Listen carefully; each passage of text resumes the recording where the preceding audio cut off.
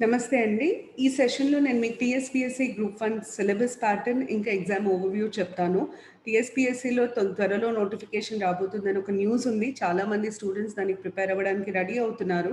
అయితే basic information అసలు TSPSC group 1లో ఏం పేపర్స్ ఉంటాయి? పేపర్ ప్యాటర్న్ ఏంటి?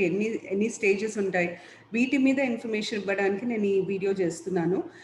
ఈ వీడియోలో నేను ఉట్టి సిలబస్ ఓవర్‌వ్యూ ఇస్తాను. దాని తర్వాత ప్రతి ఏరియా మీకు గ్రూప్ 1లో ఉన్న ప్రతి సబ్జెక్ట్ మీద ఒక్కొక్క వీడియో చేసి దాంట్లో ఏం చదవాలి, ఎలా చదవాలి అన్నది చెప్తాను. అయితే మీకు టీఎస్‌పీఎస్‌సీ గ్రూప్ 1 ఇప్పటివరకి తెలంగాణ ఫార్మ్ అయిన తర్వాత అసలు ఒక్క నోటిఫికేషన్ కూడా రాలేదు. సో, ఒకవేళ ఈసారి నోటిఫికేషన్ వస్తది. ఫస్ట్ నోటిఫికేషన్ అయితది. చాలా కాంపిటీషన్ ఉంటుంది. చాలామంది చాలా రోజులుగా ఏండ్ల తరబడి ఎదురు చూస్తున్న నోటిఫికేషన్ ఇది. దానివల్ల నా రిక్వెస్ట్ ఏంటంటే వీలైనంత తొందరగా ప్రిపరేషన్ స్టార్ట్ చేయండి. డిలే చేయొద్దు. నోటిఫికేషన్ వస్తేనే నేను చదువుతానని అనుకోవద్దు ప్లీజ్. ప్రిపరేషన్ అయితే స్టార్ట్ చేయండి. ఎందుకంటే కాంపిటీషన్ సివియర్‌గా ఉంటుంది కాబట్టి మీరు ఎంత తొందరగా ప్రిపేర్ అవ్వడం స్టార్ట్ చేస్తే అంత బెటర్. ఇంకొక రీజన్ నేను తొందరగా ప్రిపేర్ అవ్వండి అని ఎందుకు చెప్తున్నానంటే టీఎస్‌పీఎస్‌సీ ఇప్పటివరకు కండక్ట్ చేసిన అన్ని ఎగ్జామ్స్ మీరు ఒకసారి గమనించుకుంటే ఒక్కసారి నోటిఫికేషన్ వచ్చిన తర్వాత వాళ్ళు టైం ఇచ్చిన అంటే ఎక్కువ టైం ఇవ్వట్లేదు. జనరల్‌గా ఇవ్వాల్సిన 2 మంత్స్ లేదా 2½ మంత్స్ ప్రిలిమ్స్‌కి, ఒక 3 మంత్స్ మెయిన్స్‌కి అట్లా ఇస్తే, పొరపాటున ఇస్తే మీకు చాలా కష్టమైతది. మీరు ఆ 5, 6 మంత్స్‌లో గ్రూప్ 1 ప్రిపేర్ అయ్యి, స్క్రాచ్ నుండి ప్రిపేర్ అవ్వడం. అంటే ఏబీసీడీ నుండి ప్రిపేర్ అయ్యి, క్రాక్ చేయడం అనేది కొంచెం కష్టం. అందుకనే మీరు ఫస్ట్ నుండి ఇప్పటి నుండి ప్రిపేర్ అవుతే, అప్పటికి మీకు ఇంక ఈజీ అవుతది. మీరు కాంపిటీషన్‌లో ఉంటారు. మీరు కాంపిటీషన్‌ని తట్టుకోగలుగుతారు. సో, వీలైనంత తొందరగా ప్రిపేర్ అవ్వడం స్టార్ట్ చేస్తే మీకు చాలా బెటర్. టీఎస్‌పీఎస్‌సీ గ్రూప్ 1కి వచ్చేసరికి ఎగ్జామ్ ప్యాటర్న్ ఎలా ఉంటుంది? దీంట్లో 3 స్టేజెస్ ఉంటాయి. ఫస్ట్ స్టేజ్ మనం ప్రిలిమ్స్ అని అంటాం. ప్రిలిమ్స్‌లో ఒకటే పేపర్ ఉంది. అది 150 marks objective type. Objective type exam. దీని పేపర్ పేరు టీఎస్‌పీఎస్‌సీ మనకిచ్చింది general studies and mental ability. Syllabus మీరు చూసినట్టయితే దీంట్లో 13 ఏరియాస్ ఉంటాయి. ఈ 13 ఏరియాస్ మళ్ళీ మీకు మెయిన్స్‌లో ఉంటాయి. 13 ఏరియాస్‌లో కొంచెం ఓవర్‌లాప్ గూడా ఉంటుంది. అంటే ఒక సబ్జెక్ట్, ఇంకో సబ్జెక్ట్ ఓవర్‌లాప్ గూడా ఉంటుంది. అది మీకు ఆహ్, నేను చెప్తానిప్పుడు.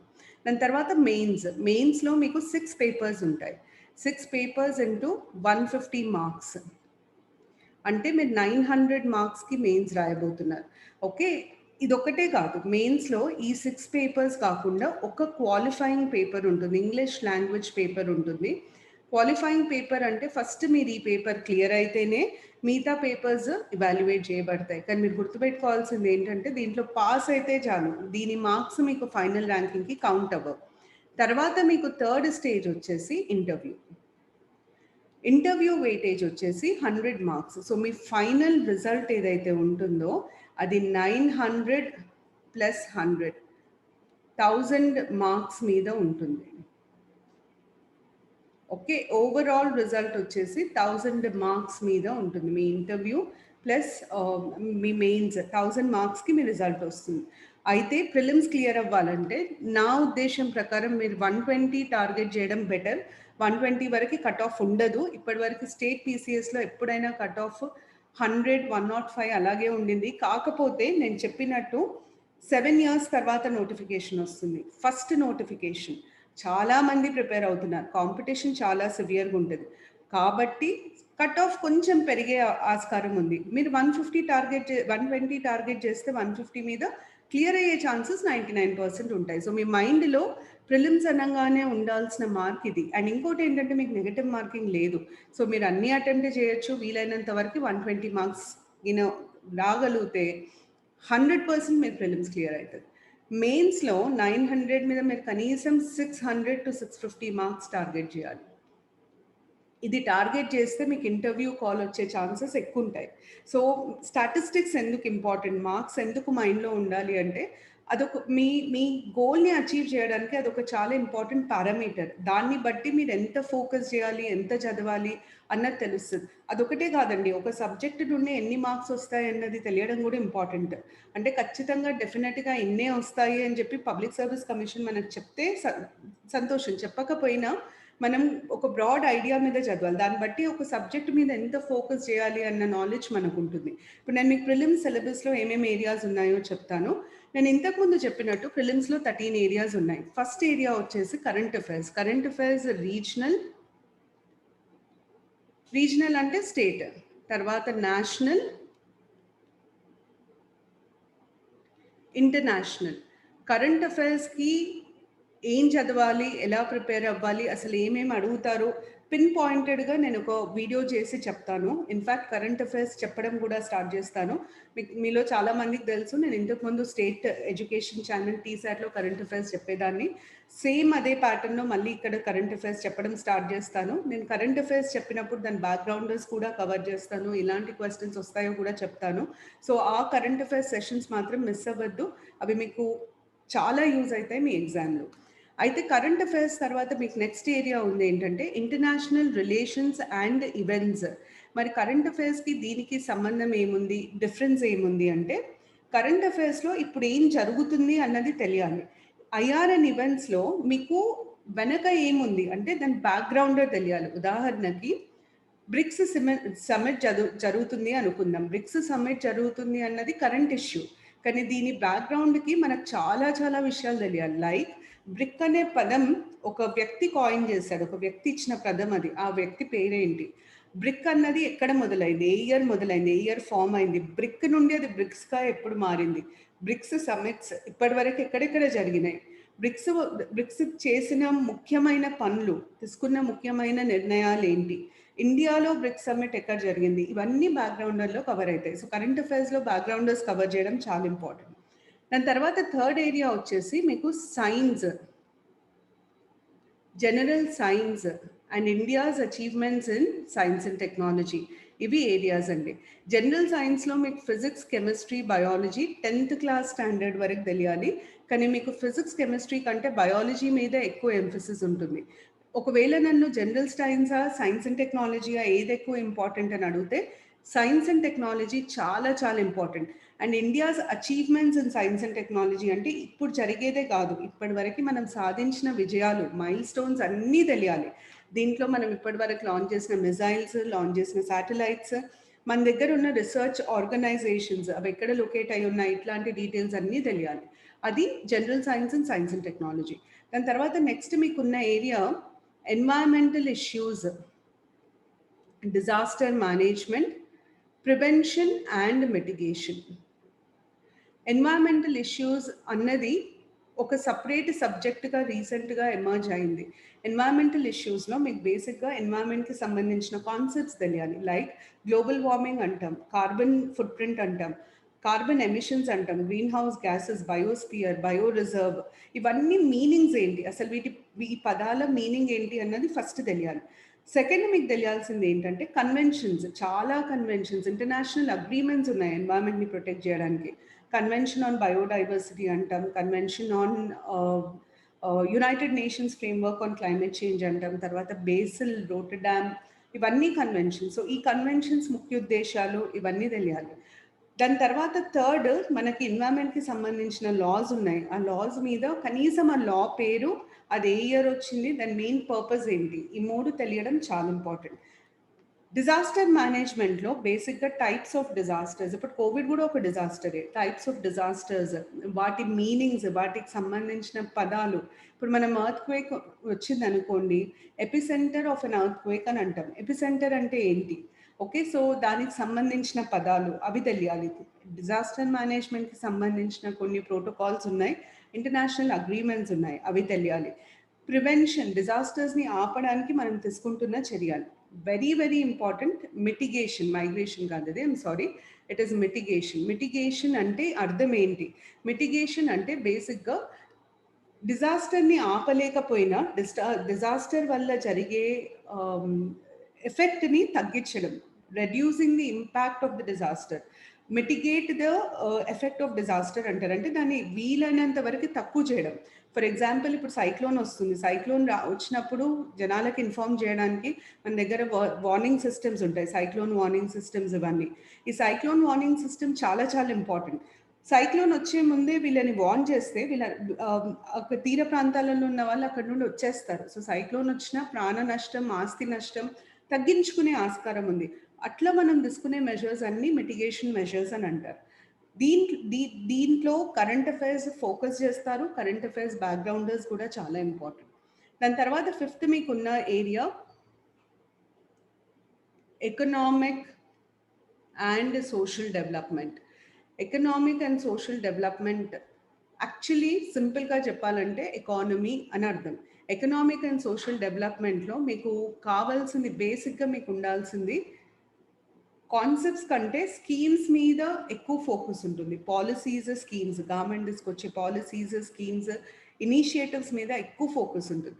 ఎకానమీ అన్నది ఇండస్ట్రీ, ప్రాఫిట్ వీటికి సంబంధించింది. సోషల్ డెవలప్మెంట్ అన్నది సొసైటీలో ఉన్న various groups development, employment, poverty alleviation ఇవి. సో వీటికి ఈ ఏరియాకి సంబంధించినంత వరకు మీరు స్కీమ్స్ మీద ఎంత ఫోకస్ చేస్తే అంత బెటర్. దాని తర్వాత 6th మీకున్న ఏరియా జాగ్రఫీ. అండ్ జాగ్రఫీలో వరల్డ్, ఇండియా, స్టేట్ ఈ 3 మెన్షన్ చేశారు. అయితే నేను ఇక్కడ ఒక ఇంపార్టెంట్ పాయింట్ చెప్తాను. 150 మార్క్స్లో నా మాట గుర్తుపెట్టుకోండి, కనీసం 40 మార్క్స్ మీకు ఉట్టి తెలంగాణ బేస్డ్ క్వశ్చన్సే వస్తాయి. Telangana culture, Telangana geography, Telangana history, Telangana formation, Telangana economy, policies of Telangana state, వీటిలోంచే మీకు దగ్గర 40 క్వశ్చన్స్ వస్తాయి. తెలంగాణ మీద మీరు ఎంత బాగా ప్రిపేర్ అవుతే మీకు అంత అడ్వాంటేజ్ ఉంటుంది ఎగ్జామ్లో. సో స్టేట్ జాగ్రఫీ మీద ఎక్కువ ఫోకస్ చేయాలి. దాని తర్వాత 7th మీకున్న area history, India and state. State actually డైరెక్ట్గా మెన్షన్ చేయలేదు, కానీ లాస్ట్ టైం గ్రూప్ 2లో అయితే స్టేట్ హిస్టరీ నుండి కూడా ఇచ్చారు. History of India and culture మాత్రమే ఉంది సిలబస్లో, కానీ మీరు ఎట్లాగో స్టేట్ హిస్టరీ చదువుతారు కాబట్టి మీకు ప్రాబ్లం ఉండదు. 8th వచ్చేసి polity and constitution. 9 governance and public policy. ఇప్పుడు polity and constitution, governance and public policy వేరు వేరు కాదండి. పాలిటీ మీద ఆధారపడేదే గవర్నెన్స్. పబ్లిక్ పాలసీ అంటే జనాల కోసము గవర్నమెంట్ తీసుకొచ్చే పాలసీస్ని మనం పబ్లిక్ పాలసీ అని అంటాం. సో పబ్లిక్ పాలసీలో మీకు స్కీమ్స్ వస్తాయి, మిషన్స్ వస్తాయి, పాలసీస్ వస్తాయి, ఇవన్నీ వస్తాయి. సో పబ్లిక్ పాలసీ మీకు మళ్ళీ ఇక్కడ ఎకనామిక్ అండ్ సోషల్ డెవలప్మెంట్ అనే ఏరియాతో ఓవర్లాప్ అవుతుంది. ఇది పబ్లిక్ పాలసీ. దాని తర్వాత నెక్స్ట్ మనకున్న area policies of Telangana state. మీరు రాసి పెట్టుకోండి, పాలసీస్ ఆఫ్ తెలంగాణ స్టేట్ నుండి మీకు దగ్గర ఒక 4 to 5 క్వశ్చన్స్ వస్తాయి. అన్ని స్కీమ్స్ ఇంపార్టెంట్. రీసెంట్గా దళిత్ ఎంపవర్మెంట్ స్కీమ్ స్టార్ట్ చేసింది తెలంగాణ గవర్నమెంట్. ఆ స్కీమ్స్ అన్నీ మీకు ఇంపార్టెంట్. స్కీమ్స్లో ఏది చదవాలి అన్నది నేను కరెంట్ అఫైర్స్ ఓరియంటేషన్ తీసుకున్నప్పుడు చెప్తాను. పాలసీస్ ఆఫ్ తెలంగాణ స్టేట్ చాలా ఇంపార్టెంట్. దాని తర్వాత మీకు Telangana society, culture, heritage, arts, literature ఇవన్నీ మెన్షన్ చేశారు. తెలంగాణ సమాజం అంటే మీకు ప్రతి ఒక్కటి తెలియాలి. కాస్ట్ కాంపోజిషన్ తెలియాలి, తెలంగాణలో ఉన్న ప్రాబ్లమ్స్ తెలియాలి. జోగిని సిస్టమ్ ఉంది మన దగ్గర, ఫ్లోరోసిస్ ప్రాబ్లం ఉంది, వీవర్స్ డిస్ట్రెస్, ఇట్లాంటివన్నీ తెలియాలి. కల్చర్ కింద మన పండుగలు, మనం చేసే ఫెస్టివల్స్, ఇవన్నీ జాతరలు, ఇవన్నీ తెలియాలి. హెరిటేజ్ అంటే మన చారిత్రాత్మక కట్టడాలు, వీటికి సంబంధించిన information. Arts, literature, handlooms, handicrafts, ఇవన్నీ హ్యాండీక్రాఫ్ట్స్, పెయింటర్స్, ఇంపార్టెంట్ పెయింటర్స్, వీళ్ళందరూ ఇంపార్టెంట్. తర్వాత లిటరేచర్లో బుక్స్, ఆథర్స్, దీని నుండి కూడా మీకు ఈ టాపిక్ నుండి కూడా మీరు 4 to 5 క్వశ్చన్స్ ఎక్స్పెక్ట్ చేయొచ్చండి. ఇది మీకు చాలా ఇంపార్టెంట్. తర్వాత 12 వచ్చేసి సోషల్ ఎక్స్క్లూజన్. సోషల్ ఎక్స్క్లూజన్ అన్నది మీకు మళ్ళీ పాలిటీతో, ఎకానమీతో ఓవర్లాప్ అవుతుంది. ఎందుకంటే సోషల్ ఎక్స్క్లూజన్లో మీకున్న areas rights based issues, okay, gender, tribe, ఇవన్నీ ఉంటాయి. అంటే విమెన్కి సంబంధించిన రైట్స్, ట్రైబ్స్కి సంబంధించిన రైట్స్, ఎస్సీ దళిత్స్కి సంబంధించిన రైట్స్, వాళ్ళ కోసం గవర్నమెంట్ తీసుకున్న ఇనిషియేటివ్స్. రైట్స్ అనగానే పాలిటీ, గవర్నమెంట్ తీసుకున్న ఇనిషియేటివ్స్ అనగానే social economic development. So social exclusion అనే ఏరియా మీకు మళ్ళీ polity, social and economic development ఇంకా సొసైటీతో ముడిపడి ఉన్న ఏరియా. దానికి మీరు సపరేట్గా ప్రిపేర్ అవ్వాల్సిన అవసరం లేదు. మీరు కరెక్ట్గా schemes, constitution, fundamental rights, special provisions ఇవన్నీ కరెక్ట్గా చదివి వాటితో పాటు గవర్నమెంట్ తీసుకొచ్చిన స్కీమ్స్ మీద ఒక ఐడియా ఉంటే మీకు ఇంకా ప్రాబ్లం ఉండదు. దాని తర్వాత 13th ఏరియా వచ్చేసి మెంటల్ ఎబిలిటీ. మన దగ్గర చాలామంది స్టూడెంట్స్ ఇంజనీరింగ్ చేసి ఉంటారు కాబట్టి మెంటల్ ఎబిలిటీ పెద్ద ప్రాబ్లం ఉండదు. దాని ఎగ్జామ్ ముందు కొంచెం ప్రాక్టీస్ చేస్తే చాలు 10 to 20, 25 మార్క్స్ వచ్చే స్కోప్ ఉంది. సో మీకు ఓవరాల్గా ఉన్న సబ్జెక్ట్స్ హిస్టరీ అండి, దాని తర్వాత జాగ్రఫీ సింపుల్గా లిస్ట్ చేయాలంటే, దాని తర్వాత పాలిటీ, తర్వాత ఎకానమీ, ఓకే, తర్వాత మీకు ఉండేది science and technology, environment, disaster management, mental ability, last current affairs. మీకు మొత్తం ఉన్న ప్రిలిమ్స్లో సిలబస్ ఓవరాల్ పిక్చర్ ఇది ప్రిలిమ్స్ పార్ట్. ఇప్పుడు ప్రిలిమ్స్ కాకుండా నెక్స్ట్ మీకు ఉండేది, ప్రిలిమ్స్ క్లియర్ అయితే వెళ్ళాల్సింది మెయిన్స్కి. మెయిన్స్లో మీకు నేను ఇంతకుముందు చెప్పినట్టు ఒక క్వాలిఫైయింగ్ ఇంగ్లీష్ పేపర్, తర్వాత 6 పేపర్స్ ఉంటాయి. పేపర్ 1 జనరల్ ఎస్సే చాలా ఇంపార్టెంట్. ఎట్లా స్కోర్ చేయాలి అన్నది చాలా మందికి తెలీదు. కరెక్ట్ స్ట్రాటజీ ఉంటే జనరల్ ఎస్సేలో స్కోర్ చేయడం చాలా ఈజీ, ఎందుకంటే చాలా చాయిస్ ఉంటుంది. నేను జనరల్ ఎస్సే స్ట్రాటజీని సపరేట్గా డిస్కస్ చేస్తాను. 50 marks into 3 essays, 150 marks weightage. Okay, paper 2లో మీకు బేసిక్గా history, Indian history, Telangana history, దాని తర్వాత జాగ్రఫీ. అంటే మీకు హిస్టరీ ఇండియాకి 50 మార్క్స్, తెలంగాణకి 50 మార్క్స్ ప్లస్ జాగ్రఫీ, ఇది 150 మార్క్స్. మీరు గుర్తుపెట్టుకోవాల్సింది ఏంటంటే పేపర్ 2 to పేపర్ 6 మీకు 10 మార్క్ క్వశ్చన్స్ 15 ఇస్తారు, అంటే మీకు 150 మార్క్స్ వెయిటేజ్ ఉంటుంది. ఓకే, ఇది డివిజన్. పేపర్ 3లో వచ్చేసి మీకు పాలిటీ, గవర్నెన్స్, సొసైటీ